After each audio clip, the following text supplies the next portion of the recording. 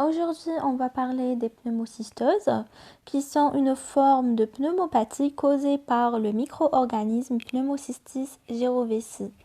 Le champignon, il est extracellulaire, c'est sa caractéristique. Quand on champignon extracellulaire, on pense directement à lui. Et sa forme infestante et kystique. C'est le seul, parce que les autres champignons camel, leur forme infestante, c'est la spore. هذا مكان où il attaque en général les immunodéprimés, les patients qui ont le sida, et cet agent pathogène est spécifique des êtres humains. On va voir où je vais résumer. Comme définition, on a la pneumocystose est une mycose profonde opportuniste. Est une anthropose due au champignon Pneumocystis jirovecii. L'agent pathogène est de genre Pneumocystis. Pour l'espèce, on parle de Jirovecii. La division, ça appartient aux ascomycètes, schema les candidats. La nymphleurénie des champignons toujours. On nous dit ici que les Pneumocystis jirovecii sont des champignons spécifiquement humains, atypiques, extracellulaires, qui se multiplient dans les alvéoles pulmonaires. La contamination se fait par voie respiratoire, probablement par inhalation de kystes. Durant son développement, le champignon passe par plusieurs formes. C'est le cycle Tao. Premièrement, on a la forme trophozoïde, il y a la forme végétative qui est équivalente aux spores. Donc les spores ils sont mononucléés, améboïdes et munis d'élongations qui permettent leur adhésion au pneumocyte 1. Donc les élongations ils leur permettent de le pneumocyte 1 pour qu'il se multiplie activement. Après la deuxième étape, le trophozoïde il va devenir périkyste de forme ovoïde issu des grandes trophozoïdes. Donc le trophozoïde il va devenir grand ou les périkystes. D'abord ils sont mononucléés, après ils deviennent multinucléés avec 3 stades. Un stade précoce, intermédiaire et tardif. En fonction du nombre de noyaux de 1 à 8 et de la structure des parois. Donc le périkyste les fait un seul noyau, on peut le stade précoce, puis intermédiaire. Après l'effet 8 noyaux, c'est le stade tardif. Après, on a la forme kystique, c'est l'élément probablement infectant par leur inhalation. Quand on va inhaler les kystes, ça va nous infecter. Une fois mature, les kystes ils vont libérer 8 corps intrakystiques parce que quand on a 8 noyaux, les noyaux ils vont grandir, ils vont sortir, qui se transforment rapidement en trophozoïdes. Après, on a le kyste, il a libéré les 8 corps intrakystiques. Donc, on a des corps intrakystiques, quatrièmement. Et cinquièmement, les kystes vides. Les kystes, ils ont une forme en ballon dégonflé typique qui sont issus de la déhiscence des kystes. On a une note. Le cycle évolutif de Pneumocystis jirovecii se déroule toujours à l'extérieur des cellules alvéolaires. C'est pour ça qu'on dit que c'est un champignon extracellulaire. Les différentes formes de Pneumocystis jirovecii sont retrouvées dans les alvéoles pulmonaires des mammifères et rarement dans d'autres organes. Directement, les alvéoles pulmonaires parce qu'ils aiment le poumon. On a ici un petit schéma qui va nous expliquer le cycle. C'est les pneumocytes 1. C'est les trophozoïdes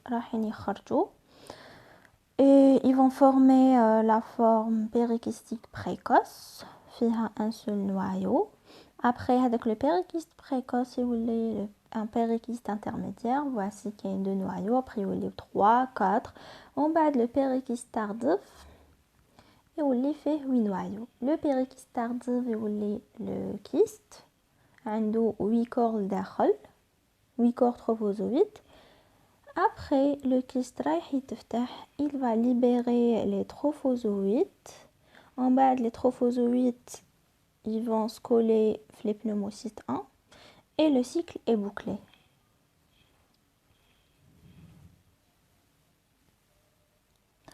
Pour les facteurs qui favorisent cette mycose, on va dire qu'elle survient sur des terrains d'immunodépression. Elle atteint les patients VIH positifs qui sont au stade de sida, les greffés d'organes, les patients sous traitement immunosuppresseur, c'est-à-dire l'immunité les cancéreux, les patients atteints d'hémopathie maligne et les enfants prématurés, ou tanique les nourrissons malnutris ou dénutris. Parce que quand les petits ne clouchent bien, l'immunité تنقص بزاف. La répartition géographique, on va dire que c'est une mycose cosmopolite. Pour l'étude clinique, on a le début de cette mycose, de cette pneumocystose. Le début est en général progressif, avec des signes discrets et peu spécifiques. On aura le patient ando une toux sèche, il est fébrile, ando la fièvre, dyspnéique, des sueurs nocturnes et altération de l'état général avec amaigrissement. La radiographie du thorax va nous montrer des images alvéolo-interstitielles bilatérales, phlébaste les poumons. On a une évolution vers un aspect en verre dépoli. Le poumon comme si il est blanc كامل. تبدا هكا phlébasse. عندي une image. هنايا par exemple انا نشوفو هنايا في la base du poumon droit inférieur, ça devient opaque. En bas d'après, quand ça va se propager, le poumon il devient blanc carrément. Voilà, après les gaz du sang sont perturbés avec une pression artérielle d'eau de basse, donc l'hypoxie. Chez un patient VIH connu et présentant ce tableau, on va évoquer directement une pneumocystose.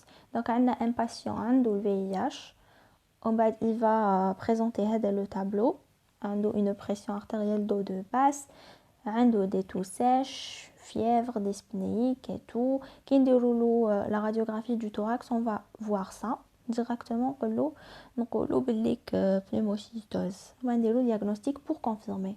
Chez un patient non VIH connu, mais il présente ce tableau et ne répond pas aux antibiothérapies de pneumonie bactérienne, parce que c'est une pneumopathie bactérienne, les antibiotiques, mais ça ne répond pas.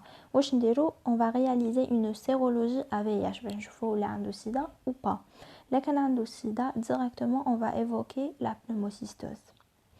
En absence de traitement, l'évolution se fait vers un tableau de pneumonie interstitielle diffuse avec insuffisance respiratoire aiguë puis la mort. Donc c'est grave. Il existe des formes rares extrapulmonaires où il y a atteinte d'autres organes tels que la rate. Donc ça peut toucher la rate, les ganglions lymphatiques, le foie et la moelle osseuse. Donc le champignon, le pneumocystis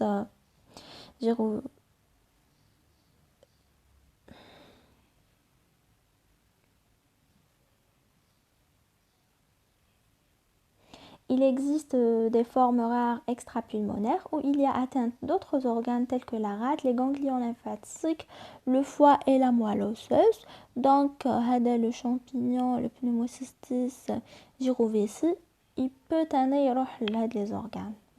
Il préfère les poumons. On passe au diagnostic laboratoire. Déroule le prélèvement le liquide de lavage broncho-alvéolaire parce que il direct les poumons. L'examen direct se fait par mise en évidence du champignon dans un frottis du liquide de lavage broncho-alvéolaire après coloration au MGG. MGG, on va mettre en évidence les trophozoïtes ou la forme végétative et les corps intrachistiques.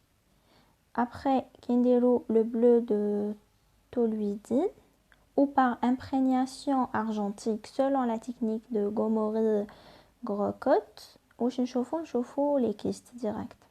Le diagnostic peut être confirmé par immunofluorescence directe ou par PCR. Pour les traitements,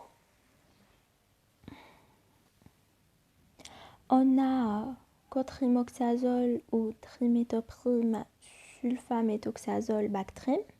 En cas d'allergie au cotrimoxazole, cayenne, pentamidine. Et pour l'époxine des lolos, une corticothérapie et une oxygénothérapie.